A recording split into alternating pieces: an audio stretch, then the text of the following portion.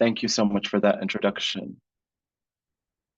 All right, thank you so much for that introduction. And thank you to OWASP for this opportunity and for everyone for joining. So I encourage you to use the Q&A section, as this is an interactive session, and I would really like to focus on parts that you are interested in. Today, we're deep diving into the Central Bank of Kuwait cybersecurity framework. So we're going to discuss its purpose, its scope, as well as the timeline of its development, how to implement it, and most importantly, from my perspective, how to audit it and how to report on it. So to start off,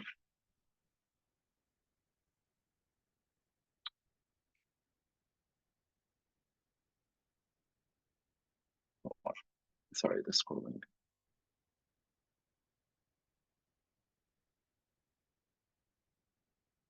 All right, 1 second, you guys. I'm sorry about this.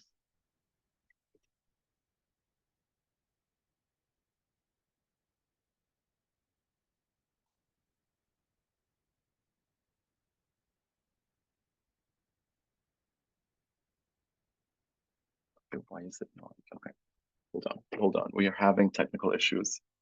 Just give me a minute to figure it out.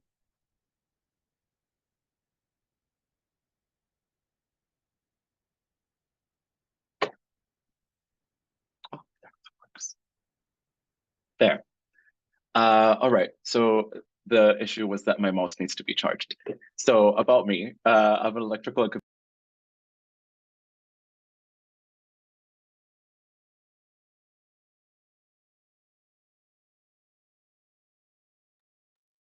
Abdulwahab, your right. mic is not working. No, it's back again. I was just on mute. Sorry about that. All right, so a little bit about me. I'm an electrical and computer engineer. I did my bachelor's and master's at the University of Rochester, New York. I worked briefly as an application developer, and then I moved on to IT audit. I was external auditor at Deloitte, the Netherlands, for about 4 years, and then I moved back here to Kuwait, and I worked at Wahab Bank in internal audit department. Currently, I'm pursuing my MBA at Cornell, and this is my first year, so I'm just starting out. I haven't done anything in the degree yet. My intention is to work in IS afterwards, though. So the gist of this introduction is that during my work at Wahab Bank, I was intimately involved with the auditing and the implementation of the CSF. All right, so how did the CSF come about? How did we get here? Of course, it is no secret that cybersecurity is a main consideration for any organization, especially if that organization is material to a given country. When we talk about the financial sector in Kuwait, it's probably the second largest industry we have. So it was key to standardize cybersecurity in order to monitor it and ensure that it's actually effective. CBK had discussions using the Information Security Working Group, which is a collection of experts on the topic, who then came up with the CSF and finalized it in 2020. It was published. The key takeaway from the CSF is that it needs to be externally audited by an independent third party at each regulated entity once a year. So any kind of stakeholder, whether it's CBK themselves or the IT professionals, cybersecurity professionals, risk audit, they're collectively working toward producing this report. Of course, that comes sometimes in the form of controls. It also comes in the form of best practices. More familiar to CBK is internal audit reports and external audit reports. And then moving forward after the publication, CBK is continually expecting feedback on the CSF. It is already reaching its kind of virtual expiry date. We need a version 2.0. So any kind of feedback that you provide today will probably be taken into account as well in the development of the next one. All right, so when we talk about its applicability, the CSF is applicable to all regulated entities in Kuwait. So these are entities over whom the authority is given to CBK by the Ministry of Finance. They include banks and other financial institutions like credit bureaus and payment service providers. But it's important to note that not all financial institutions that are regulated entities. So the definition is available on the CBK website as well as a list of regulated entities. Kuwaiti banks are the key target audience though.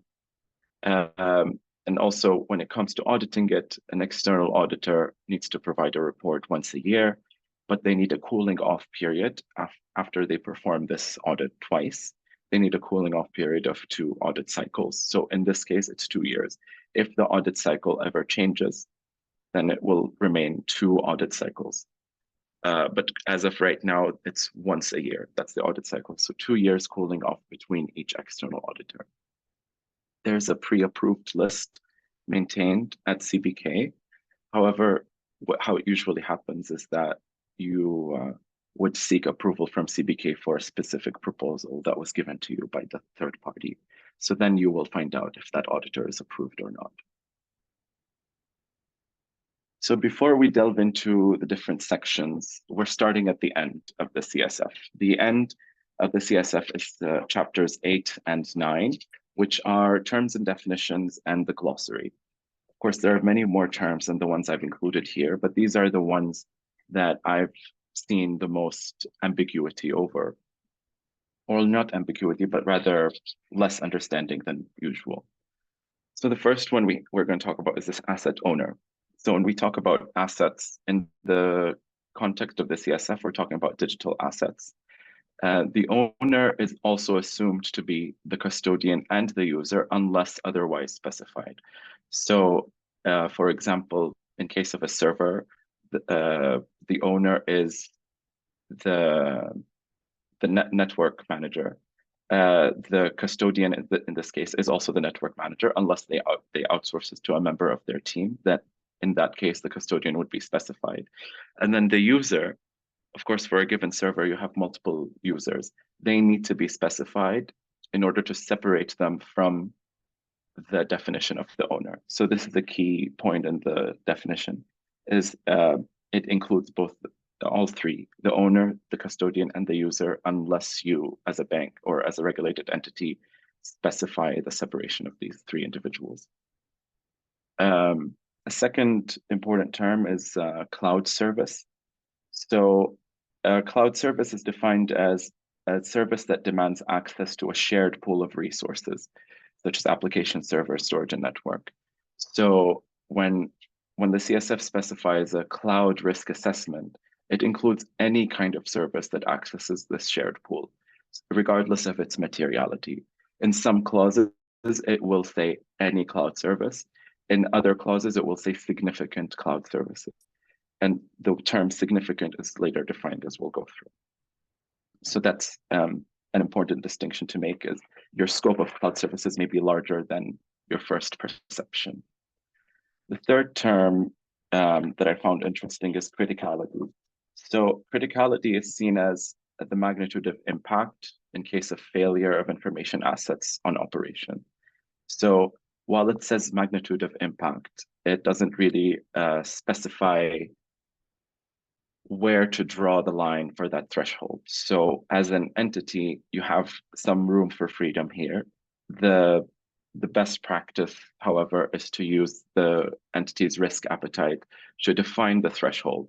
So reflect the failure of any system or device in terms of money, and then compare that with your risk strategy.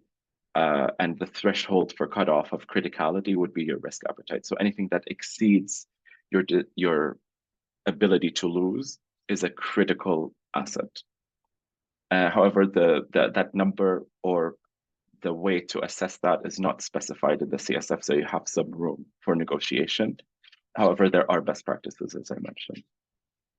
Another term is sensitive information, is mentioned as is sensitive information. However, within the definition, it defines the criticality of that sensitive information. So it gives specific examples, such as the civil ID or the passport number, etc. So this is one of the more detailed definitions. So there's not much room for negotiation with this one. A term that I have faced some challenges with is the significant outsourcing agreement. So It's defined as an outsourcing agreement in the event of its failure, it has an impact on operations. However, it doesn't specify doesn't say significant impact, or it doesn't say a specific type of impact, such as a technological one or a reputation one or a national cyber impact versus an individual cyber impact. So if I were to rewrite this, I would be a little more specific about the intention behind the term significant outsourcing agreement. Third-party vendors, it may be easy to understand, but third-party vendor is a larger term than vendors with access with digital assets, but the glossary does make it more specific to digital assets. So third-party vendors are any vendors with access to digital assets and digital assets only. And lastly, the term regulated entities is further defined in the CSF. I would personally make a reference to the CBK's definition of regulated entity, so that in case that changes or has additions or subtractions, you don't need to update the CSF accordingly, because right now it has specific listings within the term regulated entities. While that hasn't changed over the last 4 years, just to keep the document agile and independent, I would make a reference to the authority of the regulated entity itself.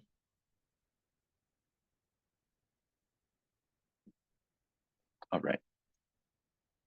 Next up, we're going to talk about the baseline. So this is most of your time as any professional involved with the CSF will be spent on these 4 chapters. So the 4 chapters, each one of them is indicative of a domain, and within them, the subparts are called subdomains. So domain 1, which is chapter 4, is governance, risk management, and compliance. Domain 2 is technology and operations. Domain 3 is third-party security. And domain 4 is protection of electronic payment systems. So what we'll do from now on in the presentation is we'll kind of introduce the domain, and then we'll talk about interesting articles within it. Interesting to me because it's very subjective to the speaker you have today. But of course, I can't cover every single clause. So if there is something you find interesting or you have a question about, please feel free to ask me in the chat.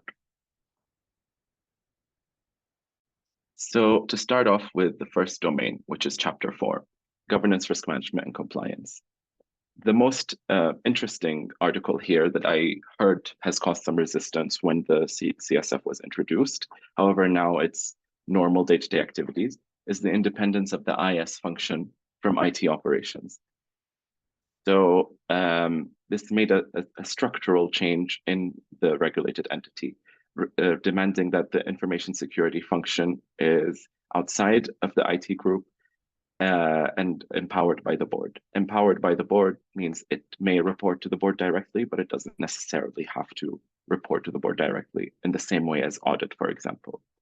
That said, the information security function, if the entity is not large enough to have it on its own, it may be nested under risk management. It may be nested under any group, of course, but I see it as fitting under risk management. In the largest organizations, I would make it its own function with its own C-level executive. The role of the IS is defined in 4.1.6. So it sets the policies and standards for implementation, operation, and monitoring of cybersecurity controls. So the main point here is that there is a connection made between IT operations and the regulated entity's strategy and risk appetite. So when you separate the IS function, you have the ability to establish this understanding of the business strategy as well as the IT practices and how they align. Because when you are doing IT operations, most of the time you're not paying attention to, or you simply don't have the capacity to pay attention to the business strategy at large and to align yourself with the risk appetite at every single activity.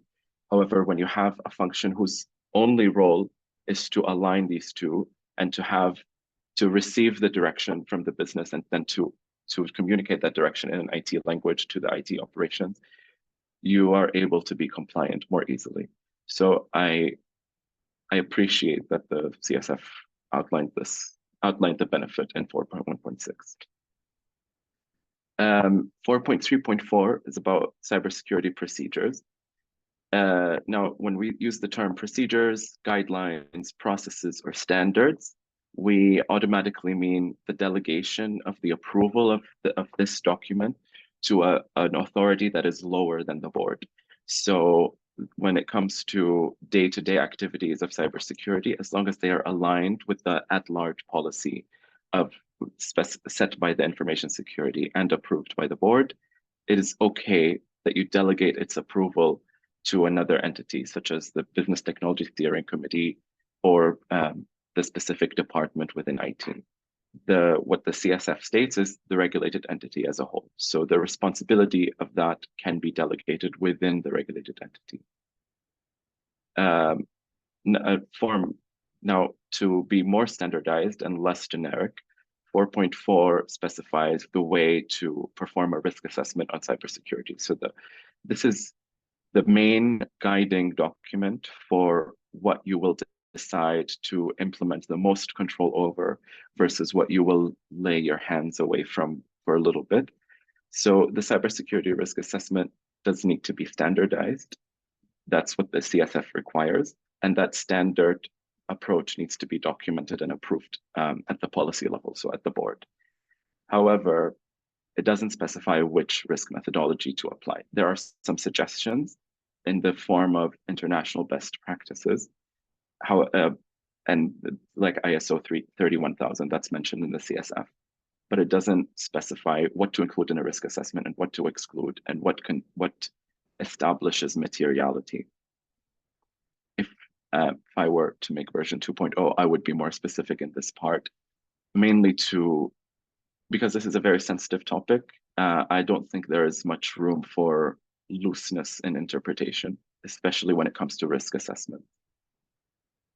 Then 4.5 is about compliance. The main gist of 4.5 is that there needs to be a compliance register, so a list of laws and mandates that you need to comply with as a regulated entity, usually maintained by the compliance department of a given entity. And then, of course, the CSF tells you some of these examples, like the CCTV law, but another thing that you need to comply with is CBK circulars, and one of those specifies compliance with ISO 27001, for example. That's not mentioned in the CSF specifically.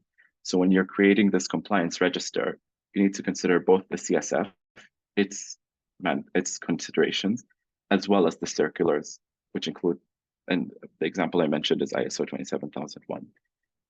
The good news is that if you do comply with ISO 27001, many of the controls are the same. So my organization has opted to combine the two standards and to make one standardized naming convention for the two in order to establish compliance with an internal list of controls. I think that's a good approach. It may be too much work for a smaller company, so decide based on the cost of the control versus the cost of the risk in this case. But I think combining them into internal controls is a good measure for a bank and larger. Now, section 4.6 is about independent audit. So it tells you how frequently the internal audit department needs to audit, as well as some considerations for the competency of the third party that needs to provide the external audit. Now, this is a very standard section. It's quoted usually from global internal audit standards. That's great. I would personally incorporate global internal audit standards in this section as well. That's mainly to ensure that the people in audit are competent enough to perform the internal audit on the CSF. And if not, it would mandate the availability of these resources in some way. Because as it stands, there are no competency requirements in section 4.6, which is fine in the sense that we've been able to dodge that risk with common sense. but I would appreciate it if the CSF empowered the audit function to bring these expertise into itself by requiring compliance with a specific audit standard, which in turn requires a certain level of competency. Now we'll move on to domain 2, which is if you're doing CSF, this is the domain that you'll spend the most time on, and you may even divide it into several different smaller projects. Now, this slide is not meant to be explained. I just mentioned everything that is included in technology and operations for your reference, as I'll provide you with this presentation. But I included in the following slide the articles that I found more interesting. So there's article 5.1.3, which is about secure by design. I think the main change here, if you were not at all compliant with any standard before the CSF, is that it prioritizes ultimate security over psychological acceptability.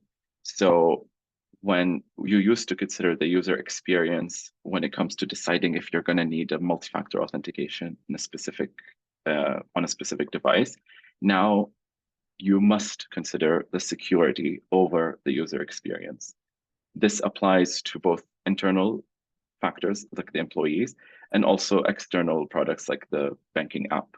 So, I mean, I appreciate this from a security perspective. However, you may be challenged if you're considering the user experience and trying to make it as fast and as easy as possible to sell on the app. An interesting part here is, for example, the use of whitelisting when it comes to internet access from inside the organization. So you cannot access the internet unless there is a need to access the internet, instead of you can access the internet except for specific websites.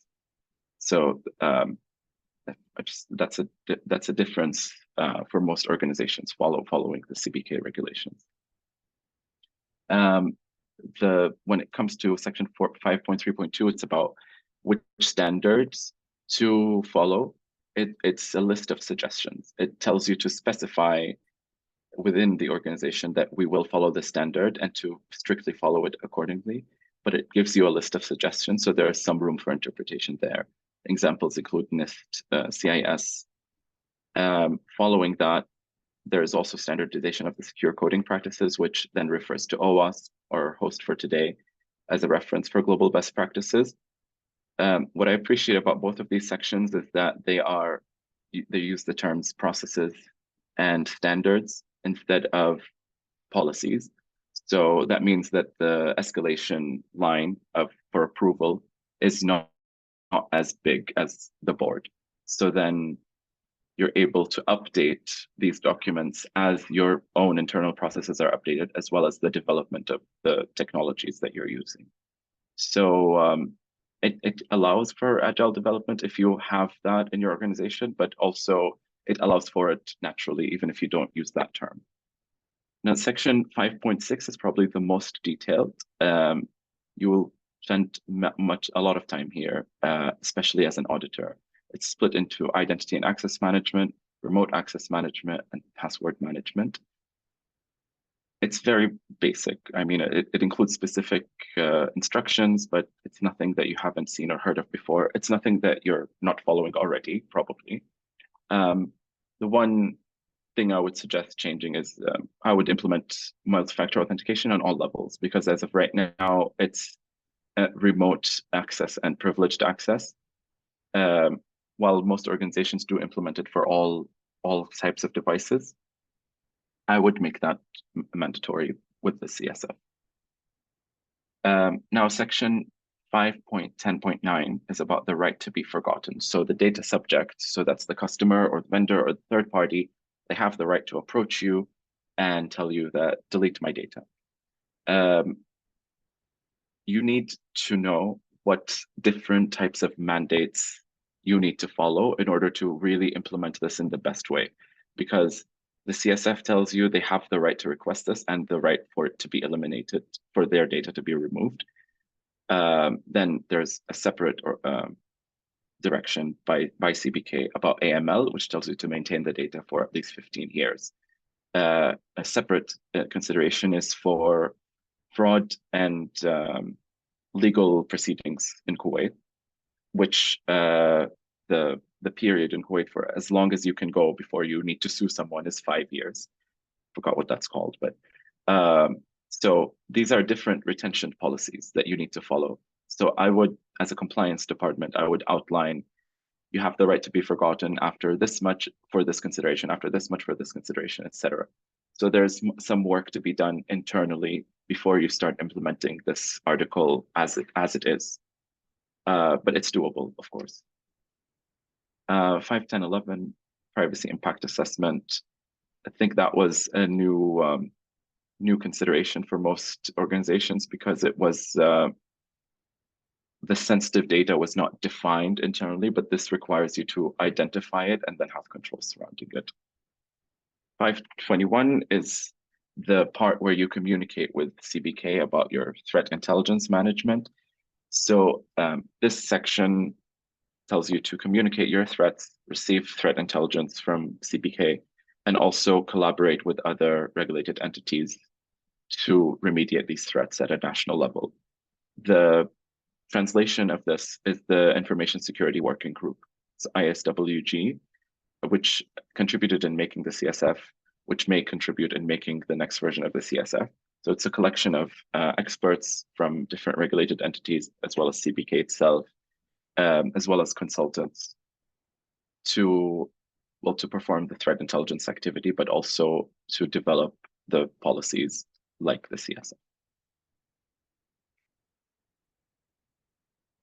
All right, when it comes to third-party security, the most significant section here is that outsourcing agreements shall include the right to audit.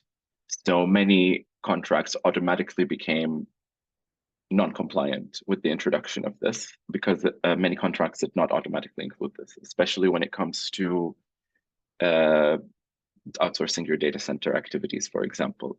But now you are not only required to have the right to audit them, but also you are required to review their third-party reports, like the ISAE report, for example. This third-party security includes both third parties, which refers to the risk management process for assessing their risk, but it also talks about cloud-based outsourcing agreements. This part does not refer to your risk management process. This includes specific considerations for the cloud risk assessment, including a form that's included in the CSF. So you have two types of risk assessments to do with a third party. If they have cloud services, it's something different than if they are a third party. And in both cases, you need to seek approval from CBK before finalizing the agreement. Now, the last domain is about the protection of electronic payment systems.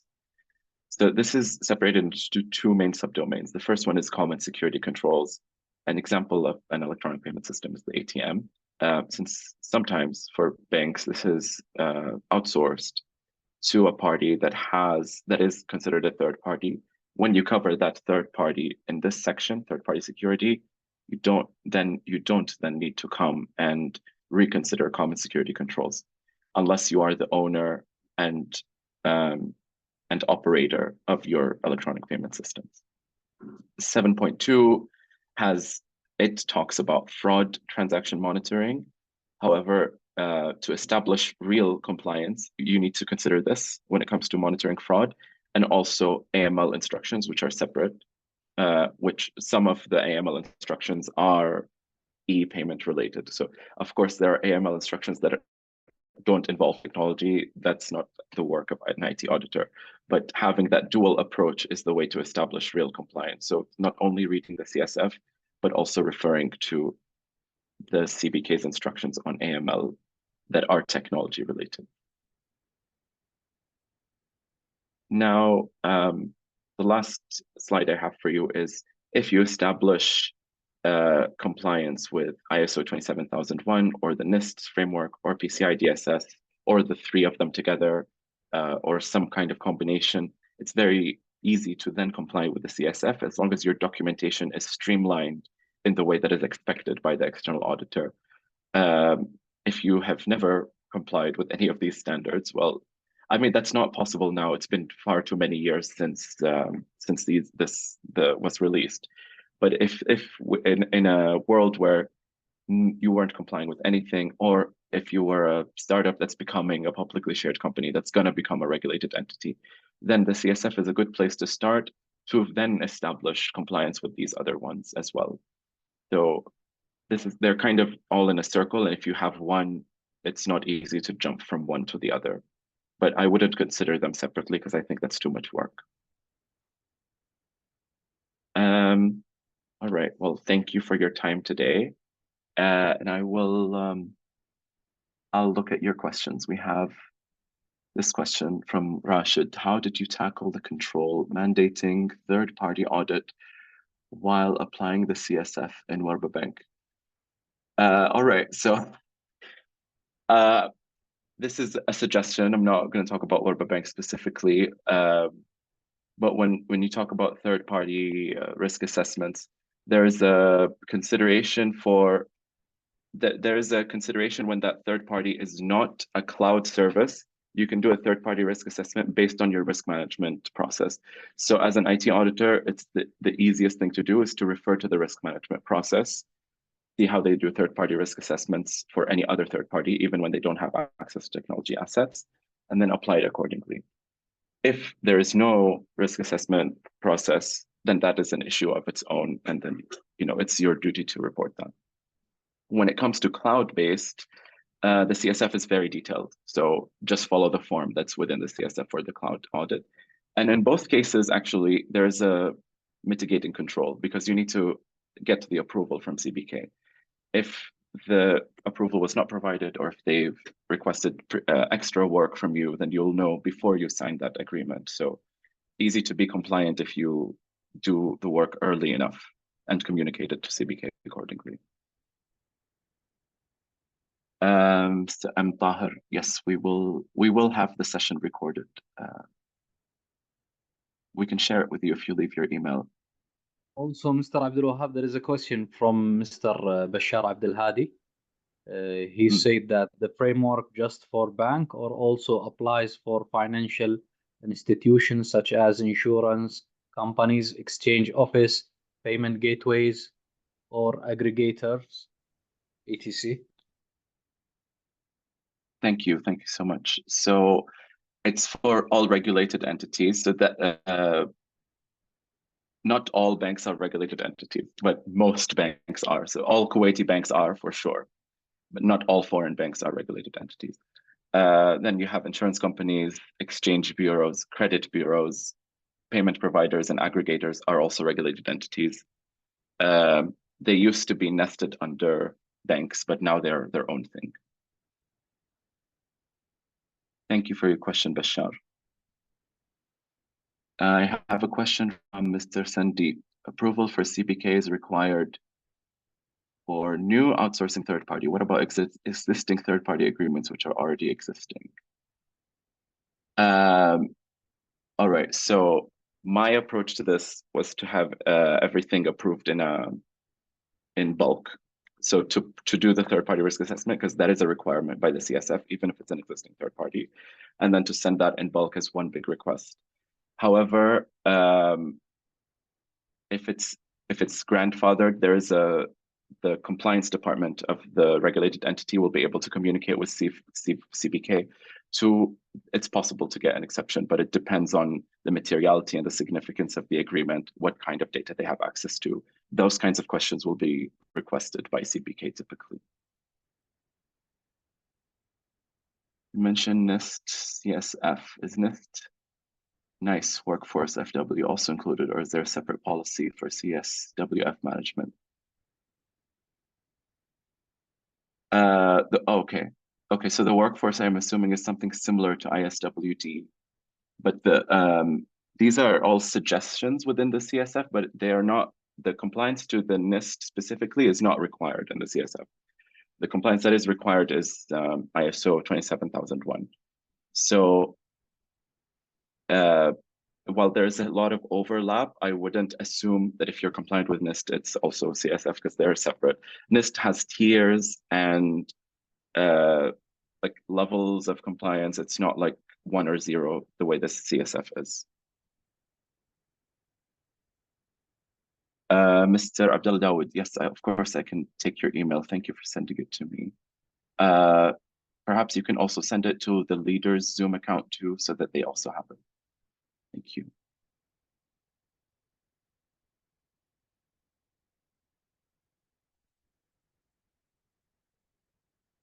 Right, we still have plenty of time. I have one question related to MFA compliance and user experience.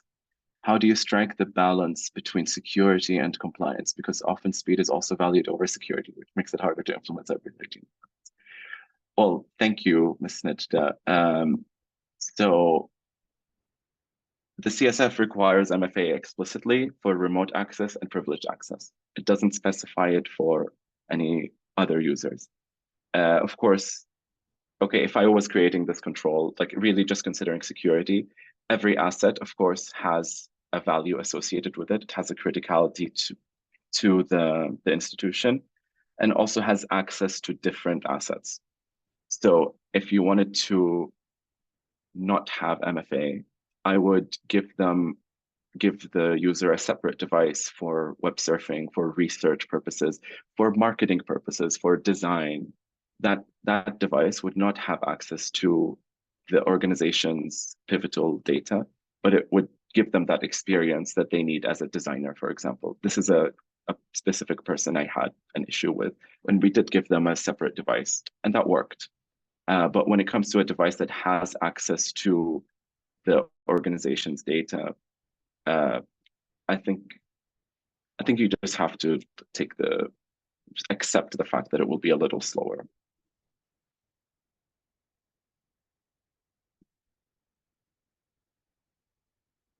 All right, of course, online.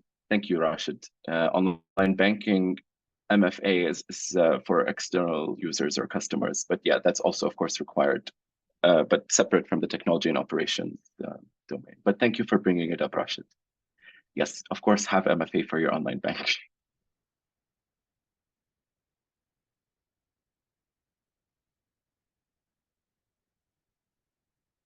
الله يعافيك أخوي فيصل. شكرا.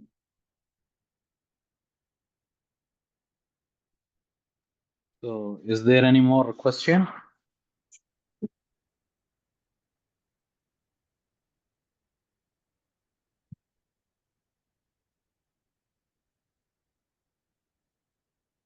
Thank you, Orwen.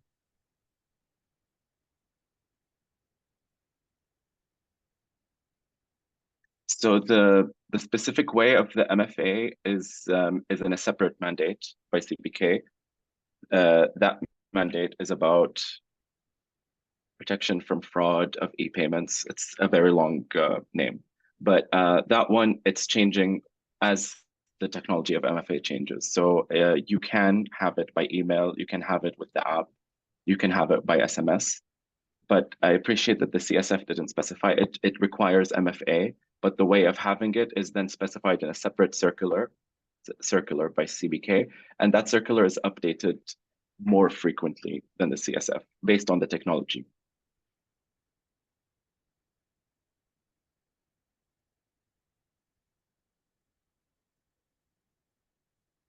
Also, biometrics are accepted more and more, so I wouldn't be surprised if the passkey replaces MFA very shortly.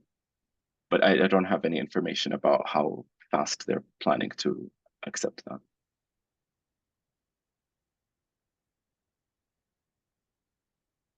Thank you so much. Thank you, everyone. Thank you, everyone, for joining our session today. Thank you. And don't forget to follow us on our WhatsApp channel and YouTube, LinkedIn, and on all social media. Thank you, Mr. Abdulwahab. Thank you all. Thank you so much. Have a good day, everyone.